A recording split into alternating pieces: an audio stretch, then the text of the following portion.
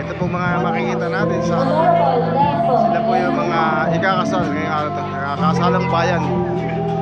February 13, araw ng Biyernes.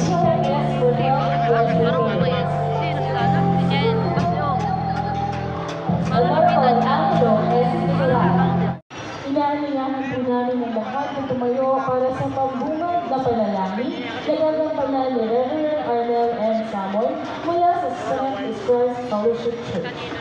Tayong lahat ay lumapit sa presensya ng Tuhan. O dakilang Diyos, maraming pong salamat sa araw nito. Sa espesyal na kung saan, O Diyos, Ikaw ang siyang nilikha. Salamat po Panginoon sa lahat ng mga nag-response upang Ikaw nun ay mapasalamatan sa seremonya ng kasal na ito. Ang dalangin ko, O Diyos, na patuloy na maramdaman nila ang iyong pong pag-ibig, ang iyong pong pagmamahal na inilagak, Panginoon, sa bawat pusong nagmamahalan. Salamat po, Panginoon, sa pamahalaan ng Bayan Tanay. Nadalangin ko, O Diyos, na patuloy mo pong pagpalain sa lahat ng kanilang pong mga proyekto para sa isang napakagandang pag-celebrate, Panginoon, ng lahat, Panginoon, na nagdanais na magkaroon ng isang matiwasay na kaunungan sa pasimula ng kanilang pong pag-aasawa, sa pasimula ng kanilang pong pagdalaan ng bilang isang mag-asawa. Salamat po. Pagpalain niyo ang lahat ng ito sa pangalan ni Kristo Jesus. Amen. Amen.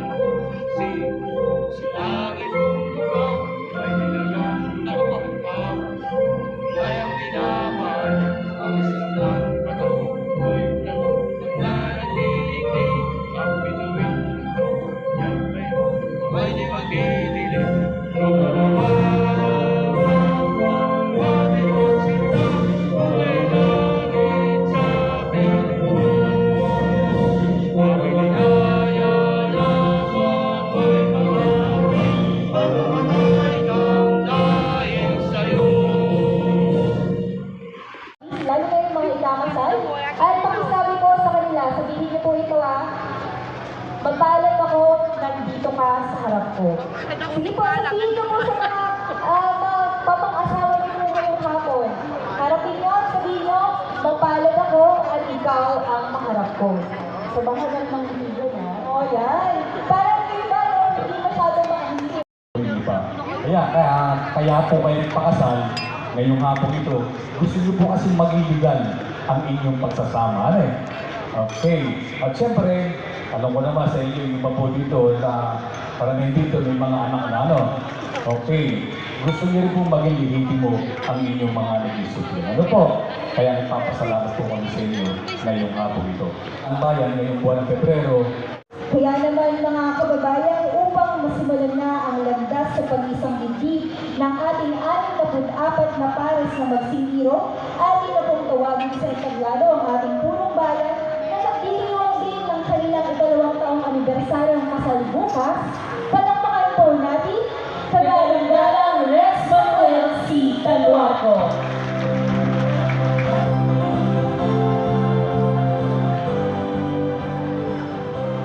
Kita si Mayor sa sa camera. Ang laki kasi. Megit 6 footer. Okay, maraming salamat sa DPMC. Mas mahaba pa yung introduction nila kaysa sa ating programa ngayong hapon ito. Una-una, pinagpapasalamat siyempre sa ating may pastor na nagdasal, sa ating mga apostolato, sa ating Vice Mayor, Vice Celia. Ano po? Wala.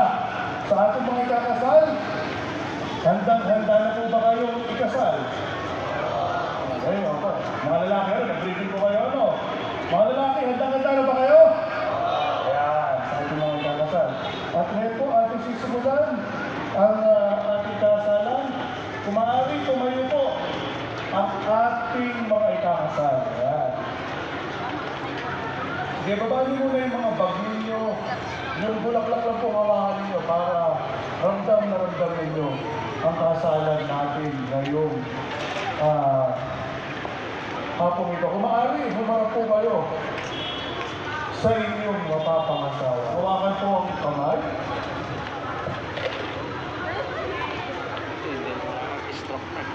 At sumagot po sa ating mga katanungan. Kayo ba, mga lalaki, ay kusang loob mo pumarito upang ipagsandigdig sa babaeng kasama mo, makamamahalin, paglilingkuran, at mamahalin habang buhay? Mga babae, kayo po ba ay kusang loob mo pumarito upang tanggapin, mamahalin, at pagsisilbihan ang lalaki na nasa harap mo? Ako, mahina mga babae. Ano po? Ayan, lumakas na. Sabay po ano? Nakahanda ba kayong harapin ang anumang pagsubok sa buhay at manatiling magkasama, magpakailanman? Ayan.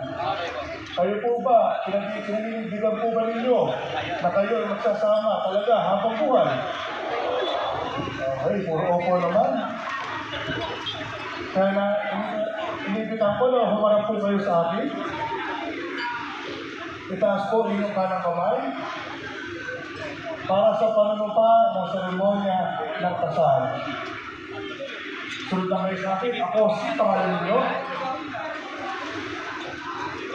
ay kasiyahan na tinatanggap namin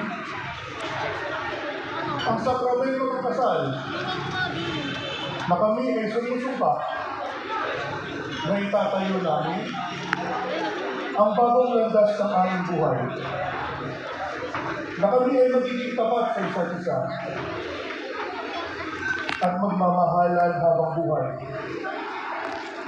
At aming dinadalangin ang katapatan ito sa mata ng tao at Diyos. Okay, ay baba po inyong kanang kamay. Sa ngalan ng Diyos na mapangyarihan sa lahat at sa kapangyarihan na tinikalog sa akin ng batas ng Republika ng Pilipinas bilang inyong pulong bayan. Kayo ay aking kinakasal, kaya sa oras na ito kayo hindi na binata at dalaga. Tapos kayo ay tunay at legal na mag-asawa na. So palakpakan po natin ang mga bagong kasal na ito. At ngayon naman po, tayo dadako sa magiging seremonya ng singsing.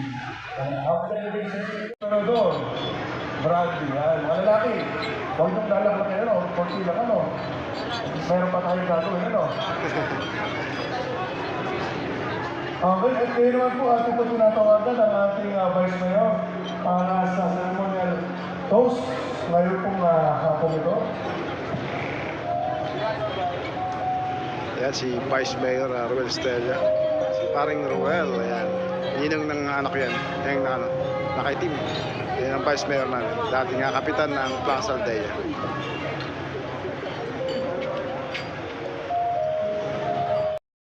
Masarap at maligayang pagsasama. Sabay-sabay natin inumin ang alak na regalo sa atin ng ating sponsor para sa maayos at mahabang pagsasama. 1, 2, 3. Cheers!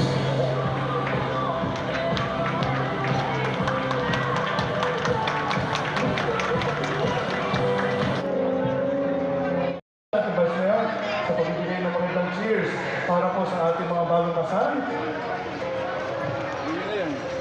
Siyempre, kung mayroong wine or sa alak, ang kasunod ay cake. O, meron din po tayong cake ngayong hapon ito. Ayan, mga cake. Goldilocks yung cake. Ang kasabihan, pag naubos mo ng isang buo yung cake na yan, ang isang subo, mahaba ang iyong pagkasama mo.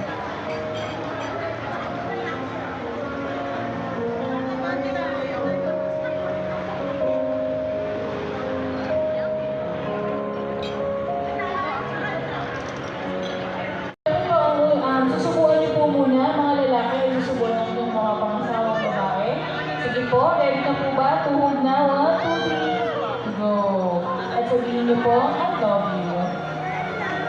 I love you. Sumunod naman po yung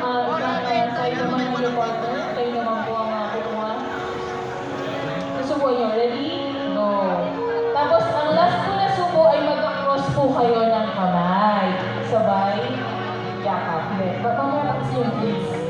Yan. Pag-intantuan niyo po. Yes. Lucky, ready, go. Sige po.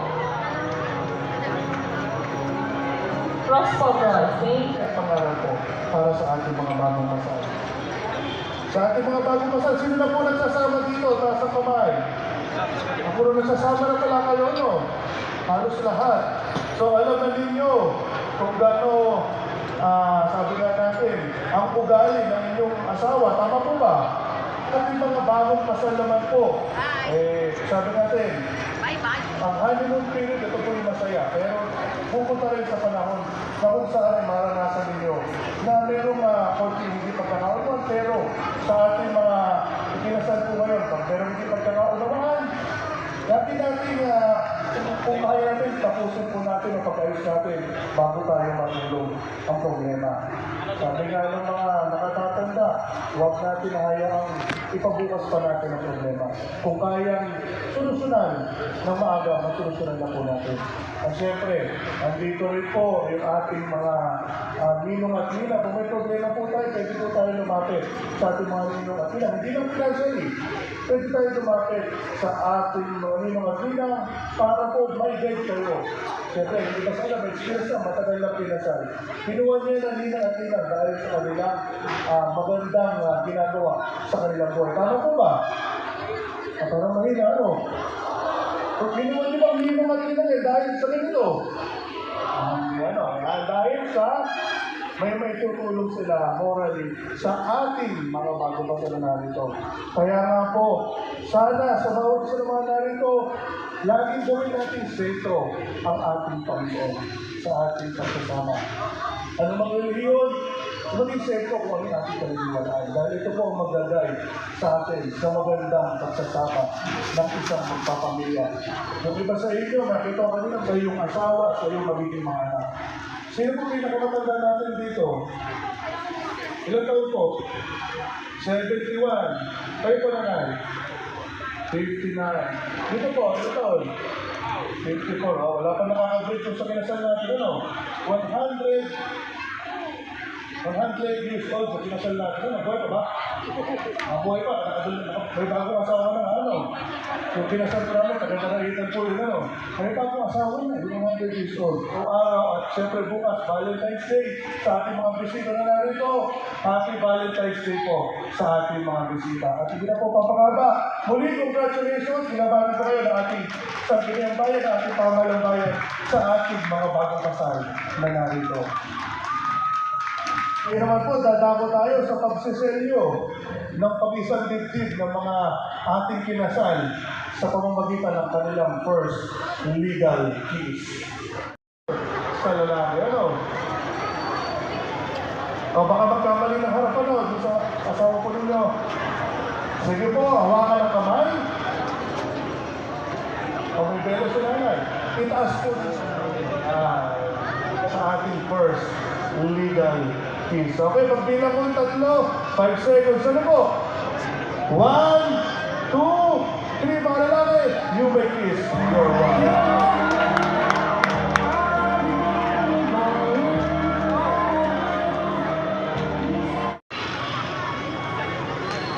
Po yung aming Isang munisipyo. maligayang Kaya araw po sa napakaganda ating na. lahat. Nakikita ko po na talagang maligaya po kayo. So, ang espesyal na araw na ito, kasabay po ng ating pagdiriwang ay Tapos na ang kasalang bayan. Sila ay 64 lahat. Ang tema po ay Araw ng Biyernes ngayon, Navigating the Future Together. February 13. Ayan. Advancing Civil Advance Registration Happy and Valentine po Vital sa lahat. Statistics At in Valentine po shaping bukas. the Happy Valentine. Global and regional data. Ayan, ang dami ng tao. So, tama-tama po, together, parang mga kinasal din. So, ang civil registration system po dito sa ating bansa ay alinsunod sa Civil Registry Act na nagtatagda po ng continuous. Ating pamilya, ng ating sambahayan ay meron na po mga birth certificate, sa mga ikinasal death certificate. Sa pamamagitan po nito, Tapos na kasalang bayan. mga dokumentong ito, ay 64 lahat na eh. po tayo. Ayan, si Kagawad. Tayo nga po, Kalabo. nakatala, Kagawad na maaari na po nating magamit sa Barangay ibang Tandakotyo. purpose. Kaugnay po nito ay nagkaroon na po ng launching ang ating electronic CRBS o yung teaser CRBS. Kung saan po digitized na po at real time ang pag-report po ng birth at death. Ganyan din po, mag-rehistro ay matulungan po. Yan.